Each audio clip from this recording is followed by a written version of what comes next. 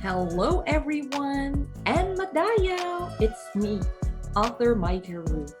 Now we are gonna be reading chapter 7. Yes, things are gonna progress. Is it a little too fast? I don't know. You guys tell me. I really like it that I'm seeing my pace this way. I have been recording my other stories in the past, but not like the full chapter, the whole thing. So this is a first for me, and it is different to hear it like the whole thing, because now I see where my pacing is, and what I can add, what sounds redundant and stuff. And I hope you guys enjoy this, because yeah, chapter 7 gets a little more interesting, and I'm glad you guys are along for the ride. All right, so this is set in the wilds of Manila here during the pandemic. You see, there was this idea in my head. What if this? What if that? What if they got stuck here? It is the pandemic, and poof, there it is. It's the story. So please join me in this journey, and I hope you enjoy. Here's chapter 7.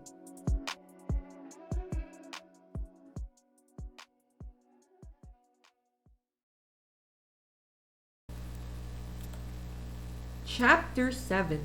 Falling for the Wolf. A series of banging woke her up.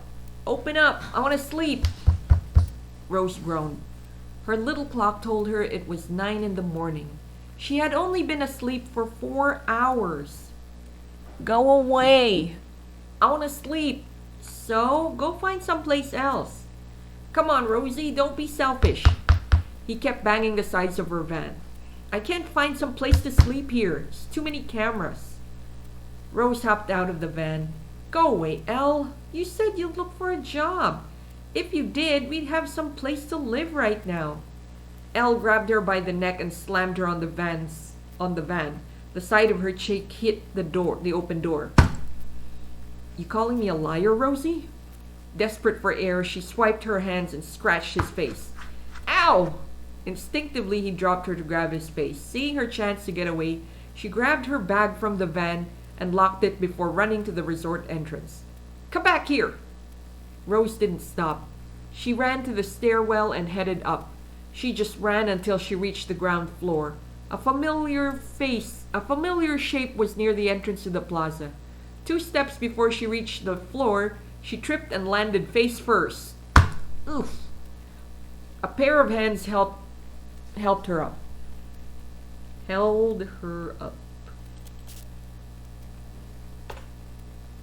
"Rose, are you all right?"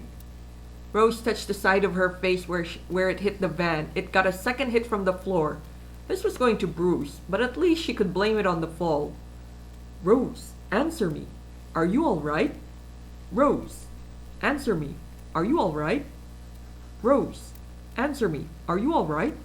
Gus sounded like a broken record player, but she couldn't answer. She might burst into tears if she did. Her ears were still ringing. She couldn't believe she fell face first in front of Gus.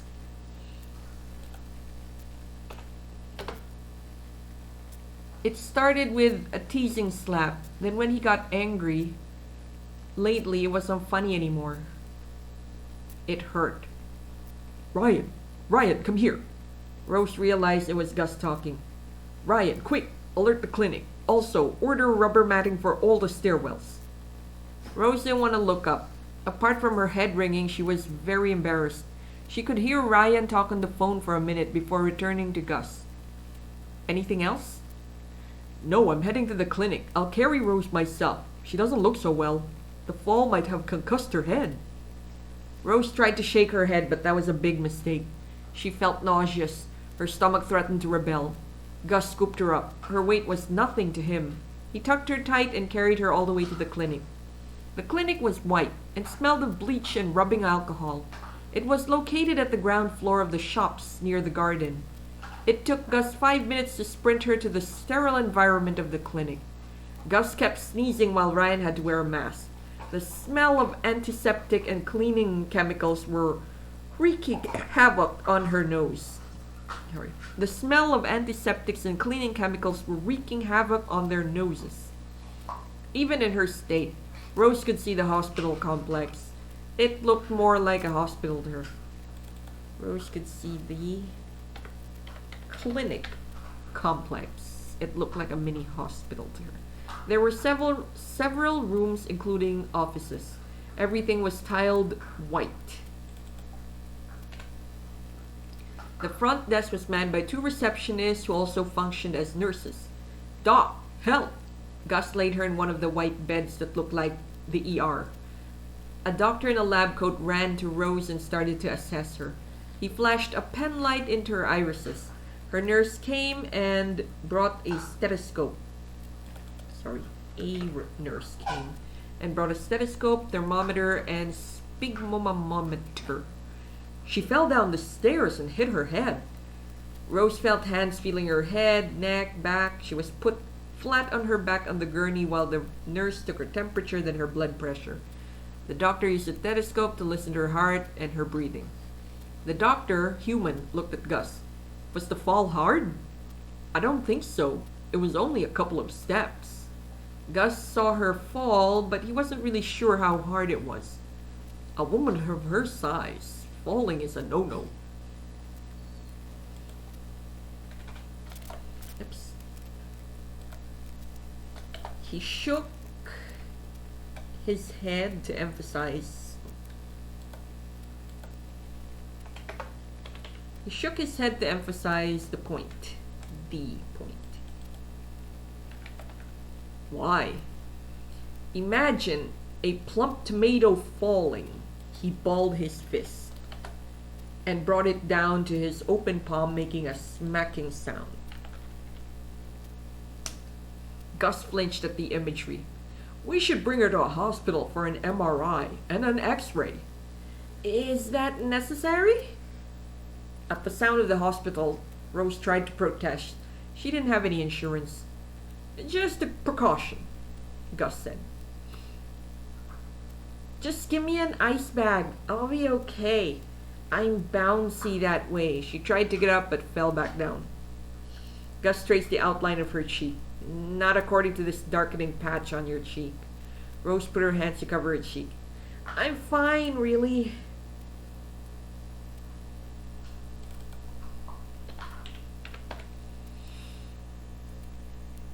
"Not to worry, Miss Rose. Marcus will foot the bill. He'll feel really awful to hear you slipped and fell in his resort," Ryan said. "If he won't, I'll pay for the MRI. I'm head of construction. I thought those tiles weren't slippery. I feel awful," Gus offered. "I've ordered the rubber edging for the stairs. It'll take 2 weeks before they can deliver that much," Ryan said.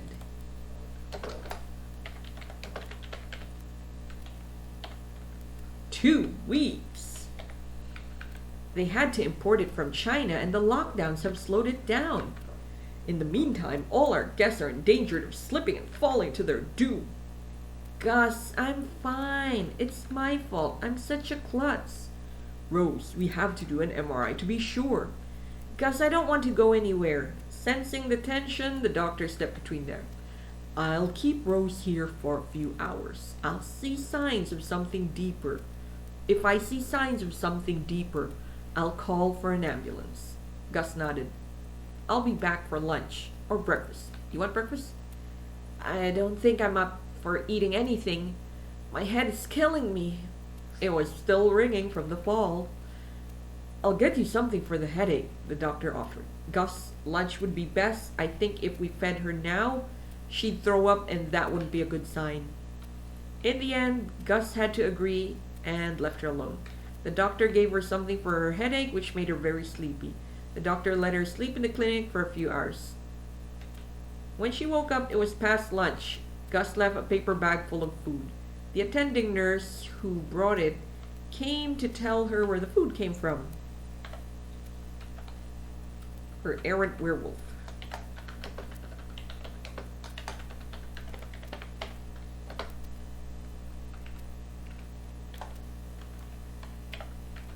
Rose took the food to her tent, although the doctor and nurse told her to slow down and rest for the day. Rose didn't. She needed enough to find a place to stay in.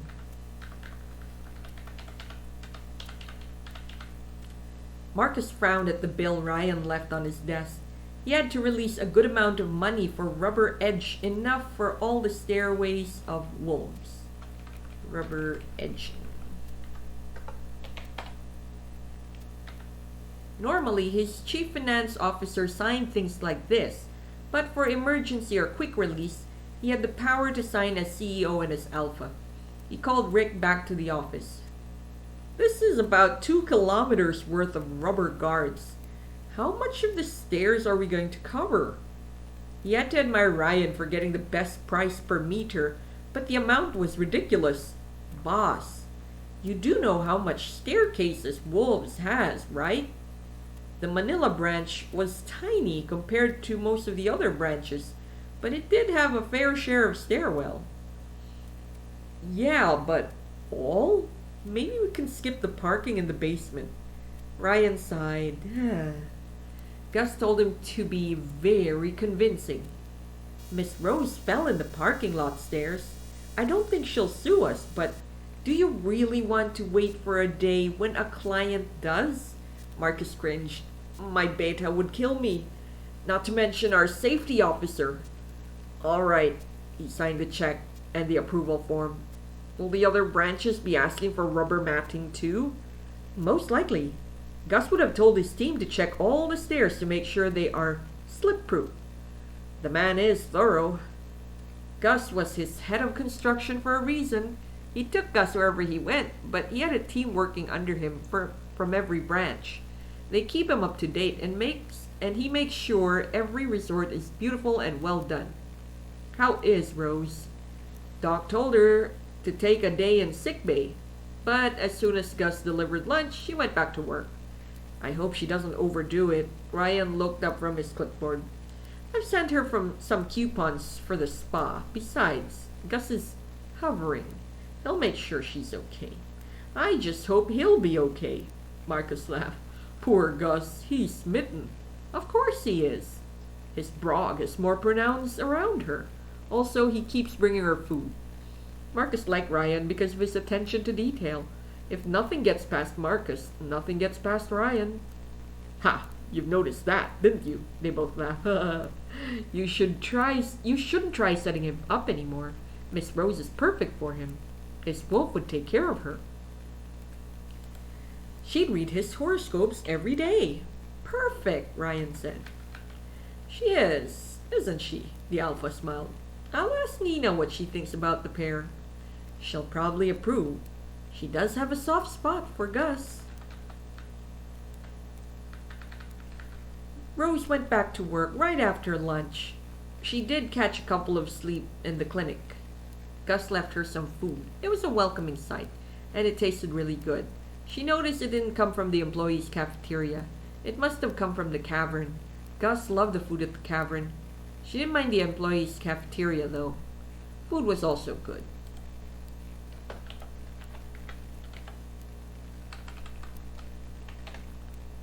She was very grateful for the food. Technically, she was not an employee. Marcus and the rest of the Urbane pack were very welcoming of her because of Aunt Mariah. I'm sorry, come back. I'll treat you to milk tea. Rose frowned and deleted the message. She didn't have the energy or willpower to deal with him right now. A few months ago, she'd have come to him and his promises of milk tea. Since she came to Wolves, she was getting more and more confident, seeing Elle in a different light. She also knew he was useless and hitting her was a mistake. Why she crawled back to him every time she didn't know. Since she earned an income, a good income, it gave her confidence. It wasn't the money, it was the independence, the hope it brought. She now started to plan long term. If she ever earned enough for a small place, she knew she wouldn't let Elle in. Like her van, it would be sacred to her. She hated Elle sneaking into her van. If he ever snuck into her apartment, she would hex him for real this time. After a year or two in the tents, perhaps she could ask Marcus for a permanent store. She could sell artistic merchandise along with her services. Aunt Mariah sold Lucky Charms, crystal balls, gems, and other things like that. Rose could see herself doing the same and adding some artistic things as well. Her tablet chimed. A new customer had booked a reading. She was coming over in 10 minutes. Rose started to get ready. It was Nina, and she brought Stella for a reading. Nina found out about Rose slipping and felt so bad. She ordered food to be brought to the tent while Rose read for her and Stella. That's fine. A bit of concealer, and it's barely noticeable. It wasn't. It was a lot. Nina looked at her. I've got a good brand that guarantees good coverage. I'll have one of my kids bring it to the concierge, she offered. Nina typed a message on her tablet and sent a message to her daughter. She had 3 girls with a prior marriage. Sorry, she had 2 girls and 1 boy.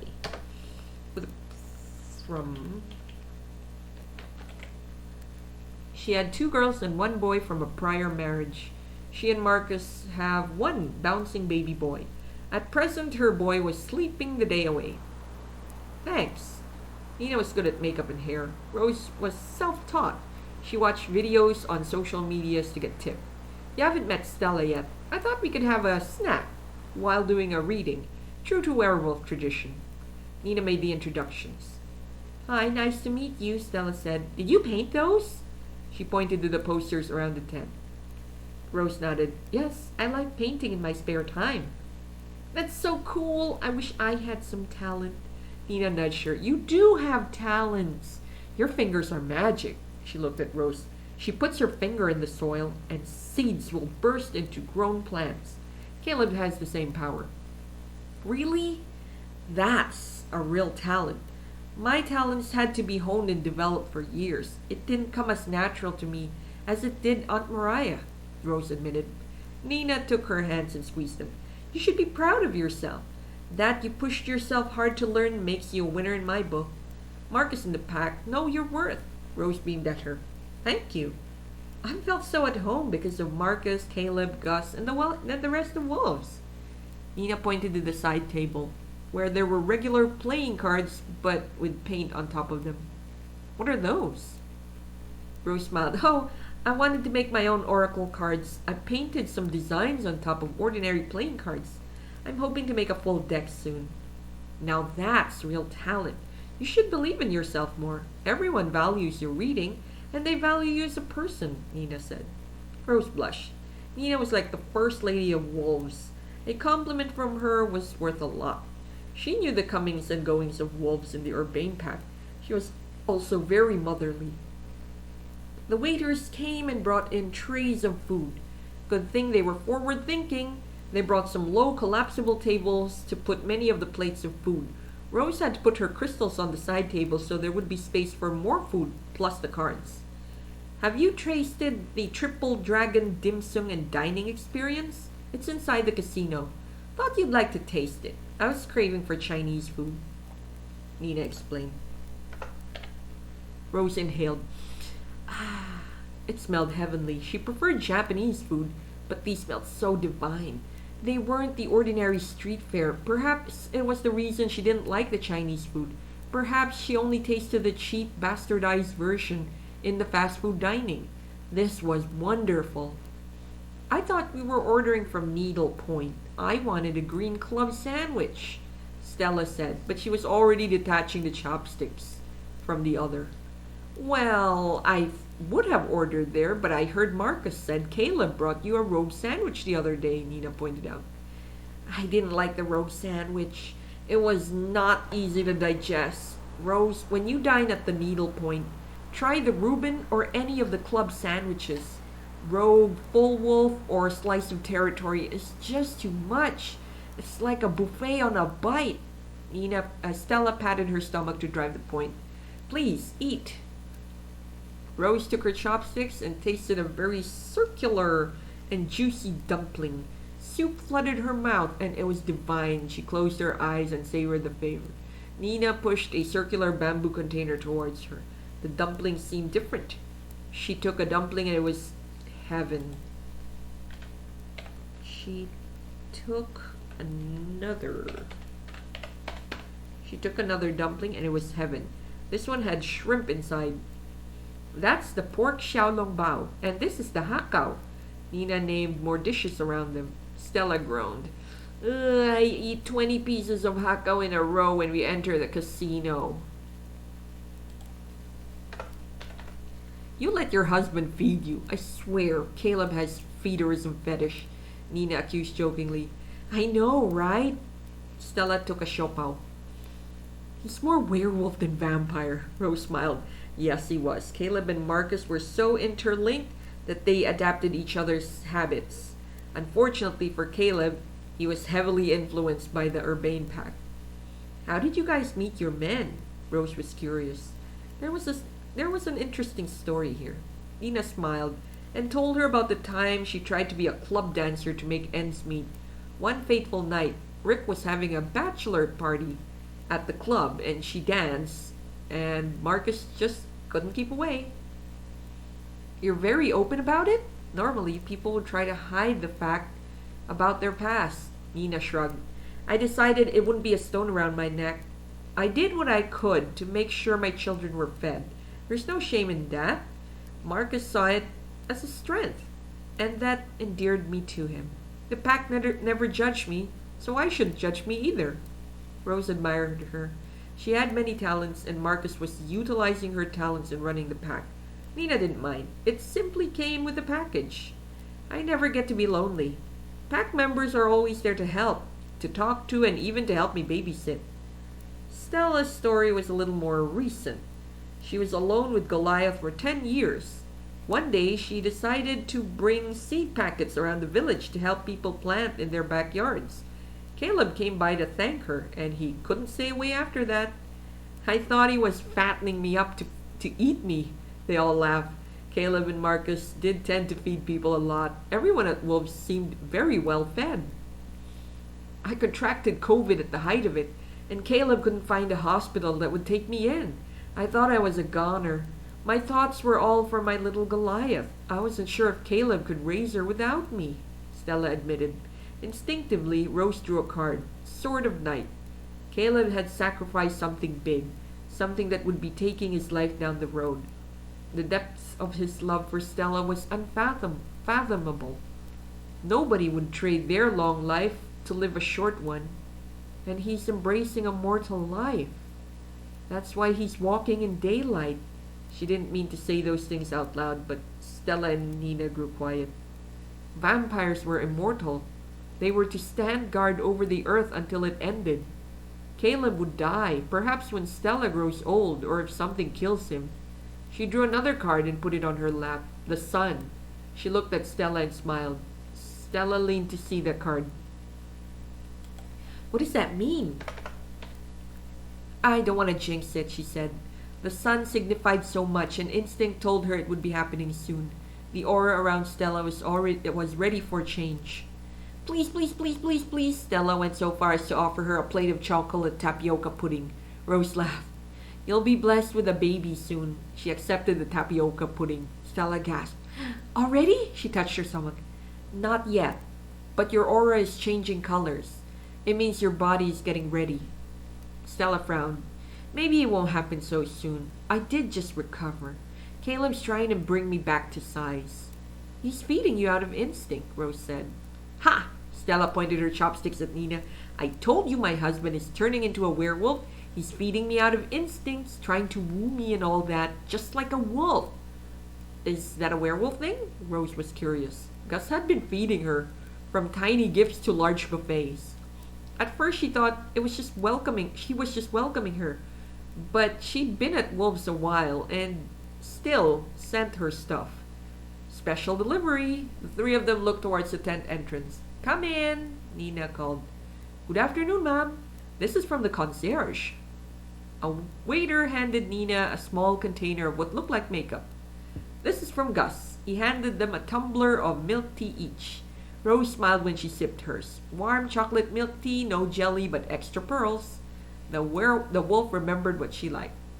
I see that smile, Nina accused her. What smile? She sipped her milk tea, trying to avoid Nina and Stella's gaze. Gus is courting you! What? No, we're just friends, Rose mumbled. Nina and Stella looked at each other and laughed. They turned to her. How many other wolves have sent you food? Rose frowned. Apart from your husbands? Several. Even Ryan and Rick sent ribs a time or two. Perhaps we should have a word with Gus, Nina suggested. Why? Because he wouldn't take you to helicopter rides and order rubber mats for just for anybody. He ordered rubber matting for all of Wolf's staircase. All staircases, Nina pointed out. I don't want to put meaning if there isn't. Rose didn't like the idea of having something so one-sided. Besides, she had a boyfriend. Of sorts. Ask him, Nina stated. Ask him what his intentions are.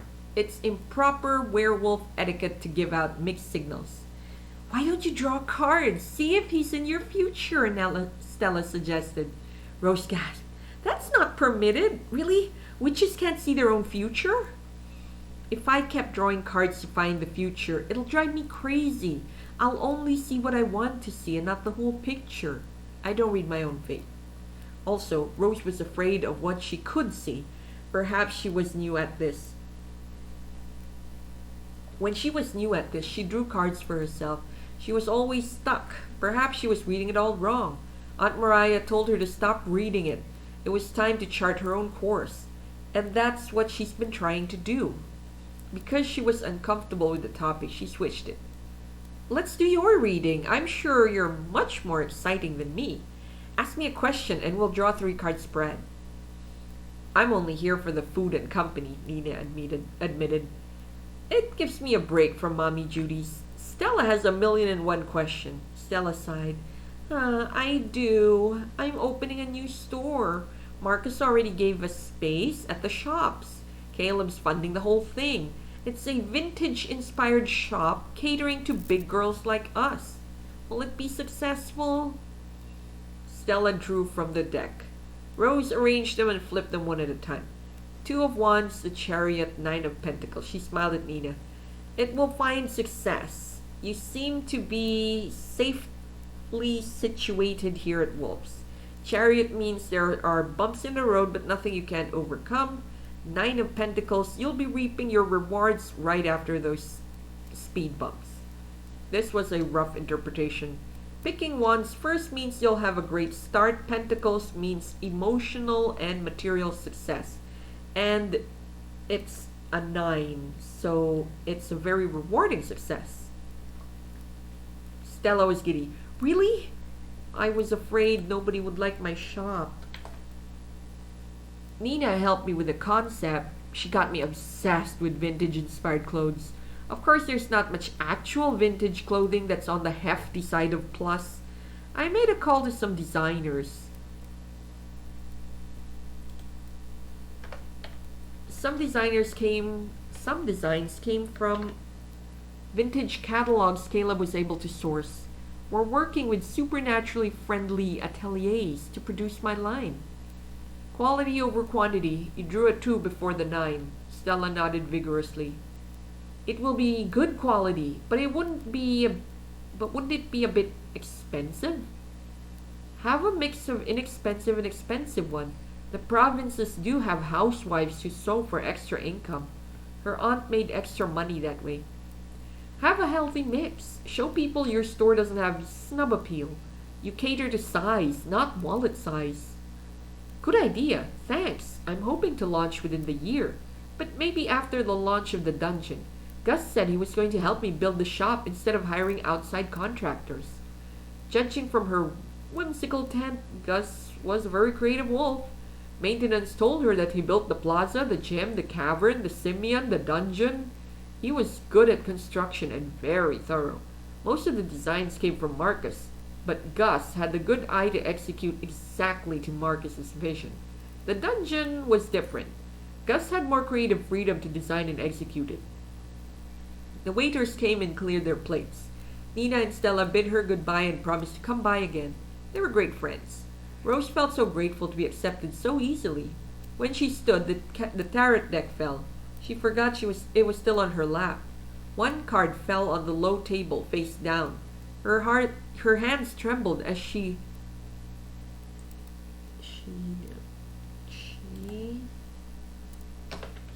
stooped down to flip it.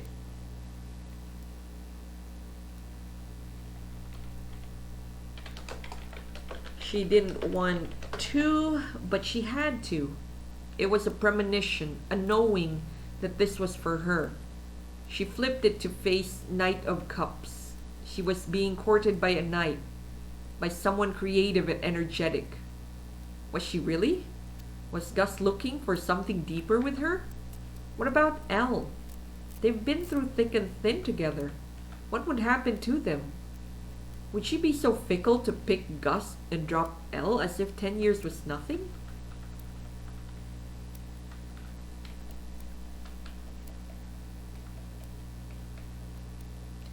Gus was so worried about Rose yesterday. He watched her like a hawk. So far so good. Marcus issued her a gift card to stay the night at Wolf's, so they could keep an eye on her. She didn't vomit or had a persistent headache, things the doc told him to watch out for. Rose seemed fine, everyone made sure. Nina and the kids dropped by her room. He dropped by twice, insisting he was only following doctor's order. Even Ryan dropped by to check in on her.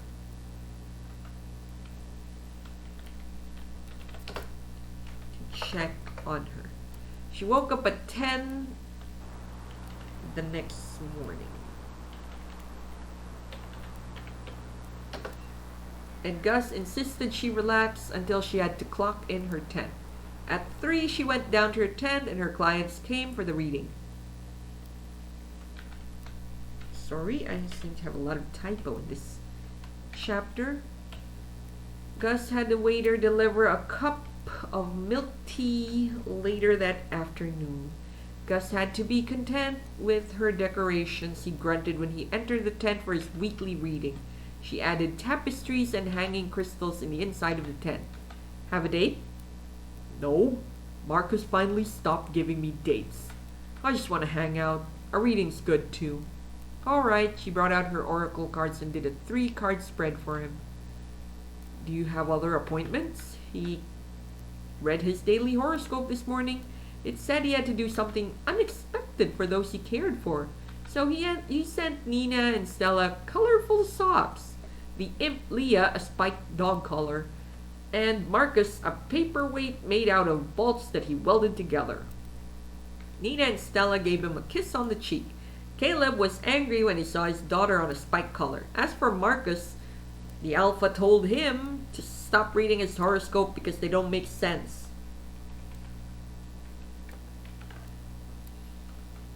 Marcus asked for Rose to give him a reading. He doesn't rely on newspaper.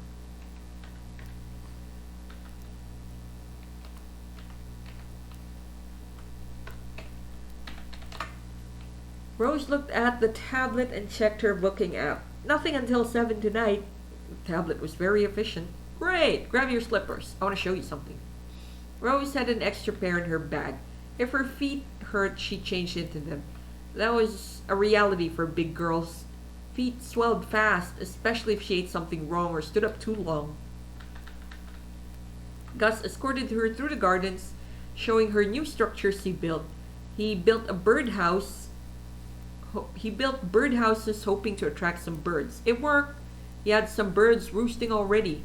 Behind the gardens at Wolves was the docks. It wasn't done yet, but Gus told her it was going to be a proper pier where guests can stroll, the boardwalk, boat rides, and just enjoy the bay. They were supposed to build a mini aquarium, but the pandemic pushed plans back. Once everything settled, they would start it. He told her about the plans Marcus had and how he was excited to start building. Marcus usually left the details to Gus. I'll do a reading for the aquarium if you want, Rose offered. That would be nice. I'll tell Marcus, Gus said. The boardwalk was beautiful. It jutted out to the bay. Gus said it would extend 20 meters out. It would have benches to sit and vendors and kiosks. Right now, it was only 5 meters out. The rest of the wood would be delivered next week. Gus brought a basket for the boardwalk picnic. He brought her to the end of the docks facing the bay. It was quite a sight, even at 5 meters out. If this was completed, she thought, it would be even more spectacular. In an hour, it would be sunset, and Manila Bay sunsets were the best. She never experienced it before. He spread the blanket and opened the basket. There were sandwiches, eclairs, and other treats to eat. Food from wolves were always the best. Rose enjoyed it very much. After eating, they talked about the weather, the ocean, the aquarium, Marcus's plans to invite mermaids to man the aquarium.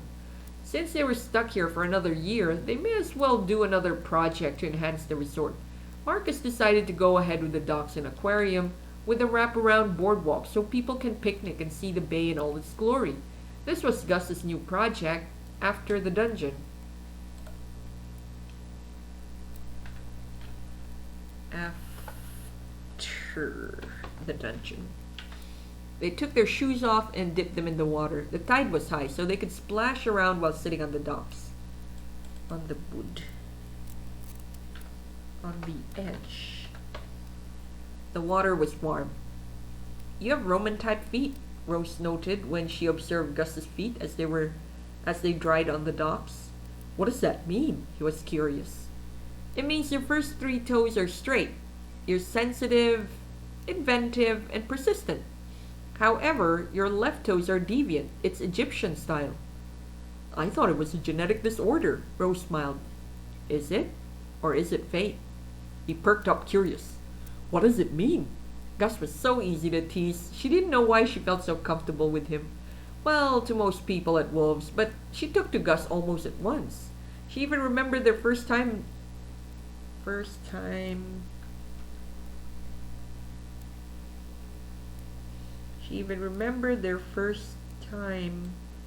in meeting.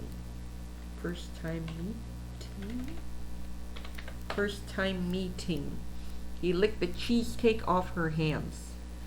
It means you are indecisive about love or destiny. Gus was easy to read.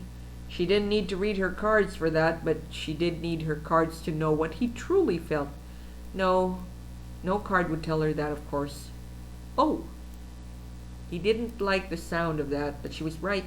Indecision seemed to plague him recently. He wished Madayaw would answer his emails. She still hasn't. What about Marcus?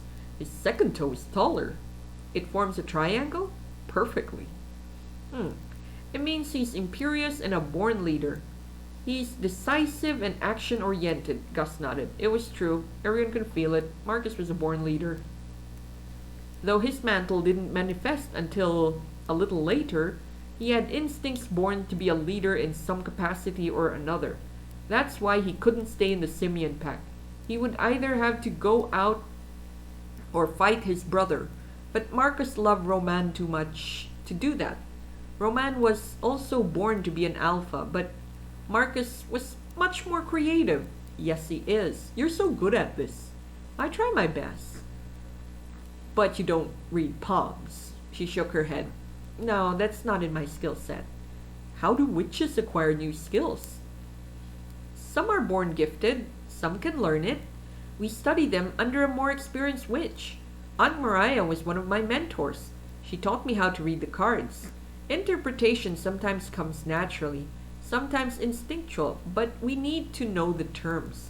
Need to know what we're seeing. It actually can't be explained by science. I was often a shy wolf. Madayaw was the one who boosted my confidence.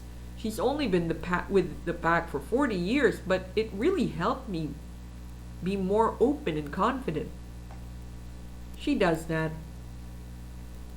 I wasn't trying to turn you into her. I guess I thought all witches were the same in a way, but you're different. Different how? Gus smiled. For one, you aren't rail thin like Madayaw. You like eating a lot. Gee, thanks. For years she used food as coping mechanism. She never felt confident and always so alone. Food was partly for comfort, partly for pleasure.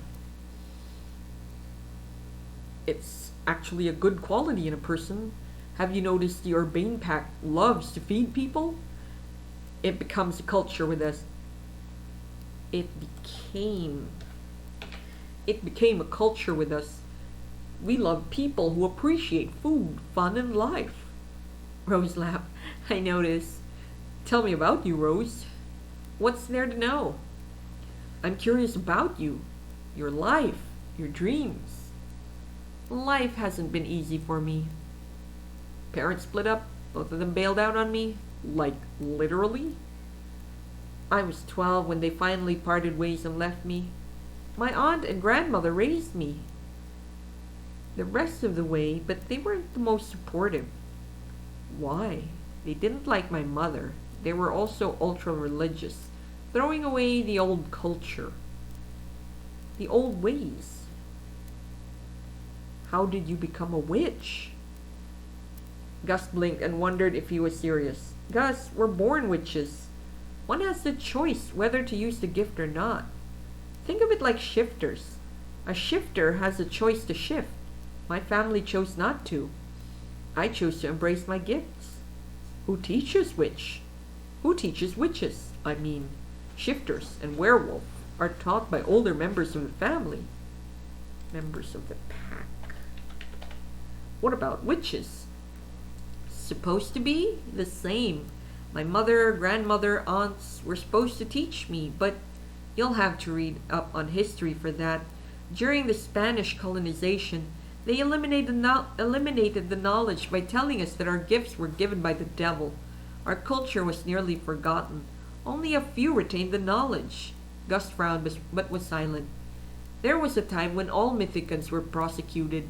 Even after coming out, they still experienced discrimination. Marcus made wolves a place where humans and supernaturals could coexist. They work, eat, and entertain in the same place.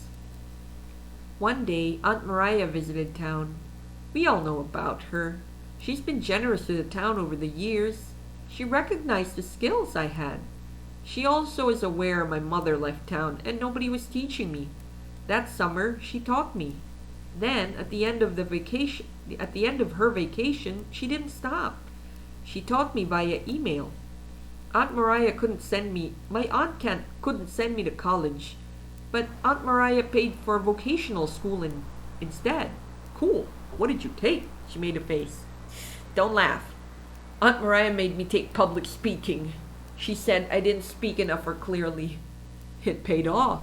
You speak very well and very confidently. I'm so grateful for everything she's done for me. Mariah's like that. I wish she never left. But then, I wouldn't have met you if she didn't.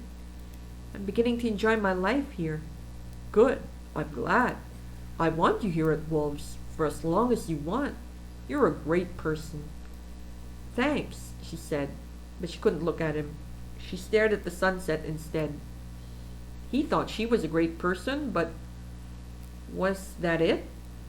Was he nice to her because she could read his cards? Gus, I want to ask you something, but I don't want you to take it the wrong way. Ask me. He opened a tin of cookies from the picnic basket. It never seemed to empty of food. She wondered if it was enchanted or if there was some kind of magic in it. You confuse me. Gus stopped chewing mid-cookie. What do you mean? You take me to expensive buffet. You take me to helicopter rides. Get Lizzie to make me cheesecake. I know you've been looking out for me. Sometimes I'd find a fruit bowl or candies or milk tea in my tent. Do all those things mean something? Because Gus was the only one who did that. That was nice of you, Gus, but I don't want to give it meaning if it doesn't. Gus swallowed the cookie. It means something. She frowned and waited. He leaned closer, their breath mixing. Sensing no protest on her part, Gus leaned in for a soft kiss. As he expected, her lips were soft and warm. The kiss was unexpected, but she welcomed it. She had never been kissed like this. Gus was a hungry wolf. He devoured her. If only she could give herself fully. With that thought, she snapped to reality and pushed him away. Of course, there was no way a girl her size could push a wolf like Gus. It was more like a gentle nudge to him. He straightened, but not without his kiss lingering for a few more seconds. What is it? What could she tell him? That another owned her, but she wanted to break free and be free to love him? Would he love her back? Is this a short fling? As short as the women he dated? She couldn't take the chance. Are we going too fast? We're going too fast, aren't we? She could only nod, but she really liked Gus. I like you a lot, Rose, but Marcus wants me to go slow. I have been going slow because I don't want to scare you. You feel big. She poked his shoulders. I am big. Gus laughed. I mean, you feel big inside me. He took her hand and put it into his chest. I like my girls with meat on them. You aren't into feederism, are you? The werewolf laughed. No, I just like feeding people I care for. And I care for you a lot. Her heart screamed. She liked the wolf, but she knew she was complicated. Elsa would never let her go. It was her fault. She should have left him long ago, but she was weak, always afraid, always waiting for someone to hold her hands. Is that was is that what Gus was to her? Her knight? Someone to fix her problem? Let's go slow, Gus. I want this to be real. End of chapter 7.